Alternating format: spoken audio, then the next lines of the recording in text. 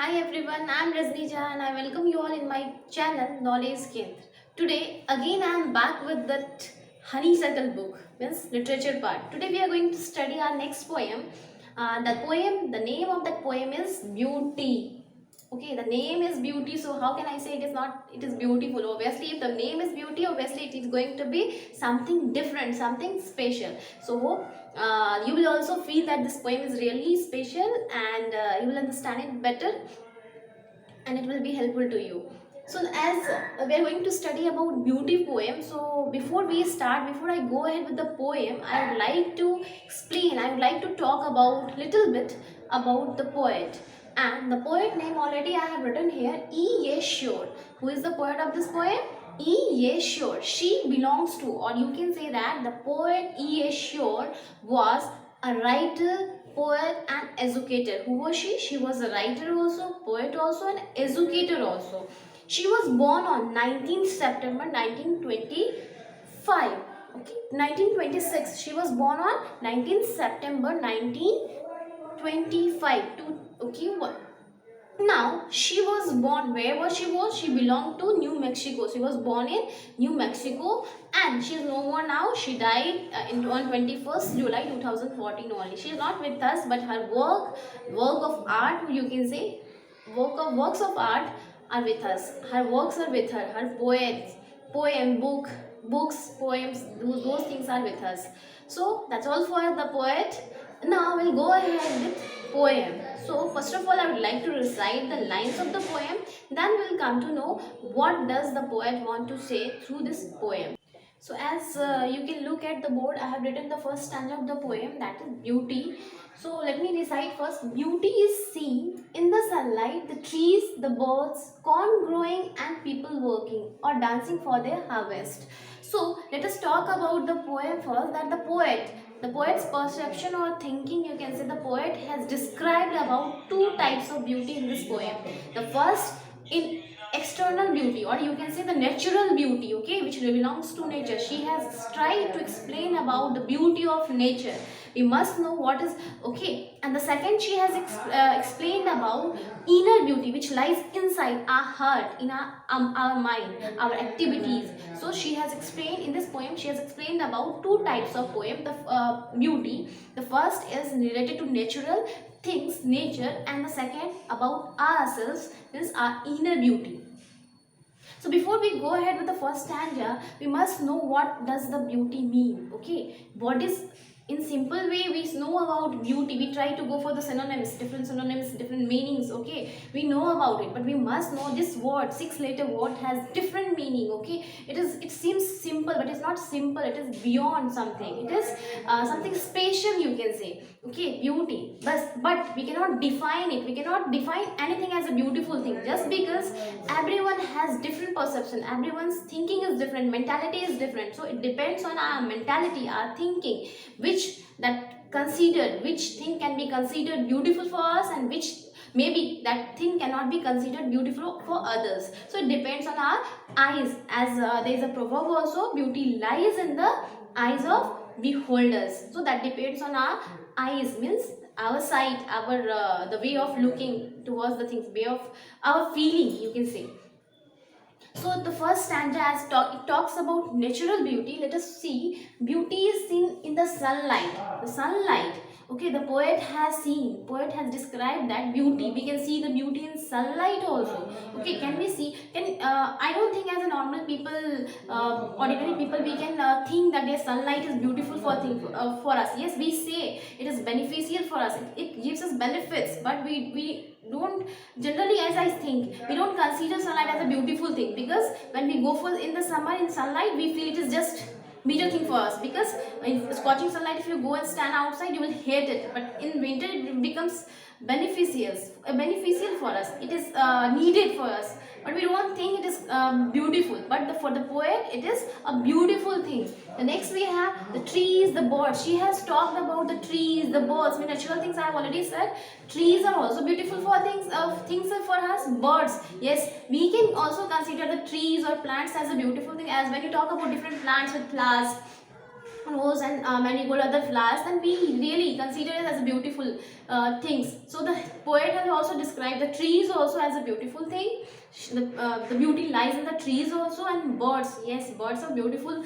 We know there are different beautiful birds we can see in our surroundings also.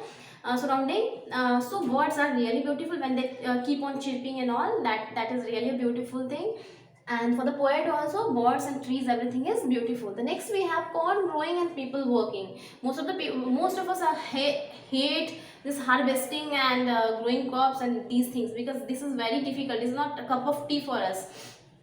But for the poet, she says that the corn growing, the process of harvesting, the process of cultivation, all these things are means from the process. She has talked about the process of cultivation of crops, different crops growing and harvesting. This there also lies beauty. Yes, if you go deep by thinking this, no, you can think as you love your profession, whatever work you do, and the same way the people who are working for that, the harvesting and growing corns, just like farmers, they would love to do that.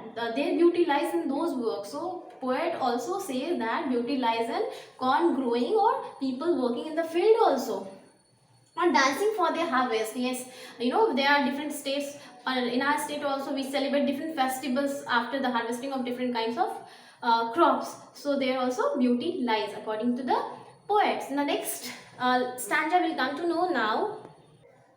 Yes, the next stanza we have that beauty is heard in the night, wind shining, rain falling, or a singer chanting anything in earnest. So here the poet again has talked about the natural beauty only, that the beauty can be heard also. Just now we saw in the first stanza poet talked about the beauty, where the beauty can be seen. Now here the poet has talked that beauty can be heard also. Let us talk about how. Yes, we can say that the melodious voice, when we love melodious music and all, then we can say that it's beautiful. Not for everything we say whatever we heard, whatever sound we heard here is beautiful for us. But for the poet, she has talked about different things, how different sounds become beautiful for us, for her. So beauty is heard where? In the night. At night also she hears beauty. How? In wind sighing at night. Sometimes when the whistling sound comes, when wind blows and whistling sound comes, so there also she hears the sound of beauty. Next, rain falling, when it rains. Yes, that sound we cannot think so deeply, but when it rains the sound, different sound comes, no, but like different, as it rains sometimes heavily or sometimes drizzling. When it rains heavily, it makes sound on your roof, on the ground also sometimes. So that sound also, she says that that is also beautiful sound for her. Next we have, or a singer chanting. Yes, when a singer, he keeps on practicing, he sings loudly, makes musical voice notes, then that is beautiful. Yes, that is beautiful for all of us, that is common. And the last one, anything in the earnest.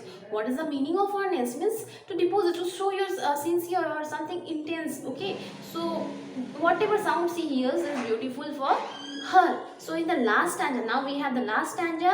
Let us see what she talks about in the last stanza, about beauty in the last stanza.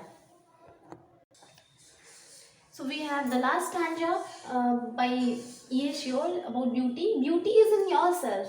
Good deeds, happy thoughts that repeat themselves in your dreams, in your work, and even in your rest. What does she talk about? How does she talk about beauty in the last stanza? As I have already said in the last stanza, the third stanza, she talks about the inner beauty which lies inside our heart, our mind, which can be seen, which can be felt in our activities, how we behave, all these things she has talked about. Like beauty is in yourself. Yes, beauty lies in our heart, in ourselves, within ourselves. Okay, if you feel, okay, something is external, your look, how you look, and how you dress up, your personality, it's okay, that is external beauty. How you wear your dress, everything is external beauty. But when we talk about internal beauty, it has a meaning which is beyond something, and internal beauty which cannot be seen actually, but it lies in our heart and it can be felt only, just like abstract. It is abstract, okay, so it can only be felt by others or by us from the other side. When we look at someone, when we talk to somebody, so beauty is in yourself. Good deeds, what is the meaning of deeds? Means your action which you perform intentionally, okay, whatever action you perform, your work, that shows your beauty, inner beauty. Happy thoughts, your thoughts, obviously whatever you think, that only you express, that only you talk, that only you perform. So your thought also proves how beautiful you are from inside, and that repeat themselves in your dreams. What is the meaning of dream? That is an activity, okay, which comes whatever we do every day, whatever we think in the day, that only comes when we sleep. So dreams are nothing, something, not something special or rare. It comes according to our mind. What our mind thinks, keeps on thinking, that only comes in the dream. So yes, your work, your deed and thoughts, your work and thoughts, your ideas, that only is repeated in your dream. That repeats that in your dreams, in your work, the way of your work, that also shows how beautiful you are. So your work also shows your inner beauty. And even in your rest, even if you rest or you work, so it can be felt how beautiful you are from inside. So as the poet E.H. Yor has explained very nicely about two types of different types of beauty, that the natural beauty, or you can say external beauty, which can be seen anywhere and in different ways. In three ways he has explained that beauty can be seen anywhere in the nature, which beauty can be heard also through the nature, and beauty can be felt also. In three ways we can realize beauty, we can observe beauty. We can see also, we can hear also, and we can feel also. So that's all for today. Thank you.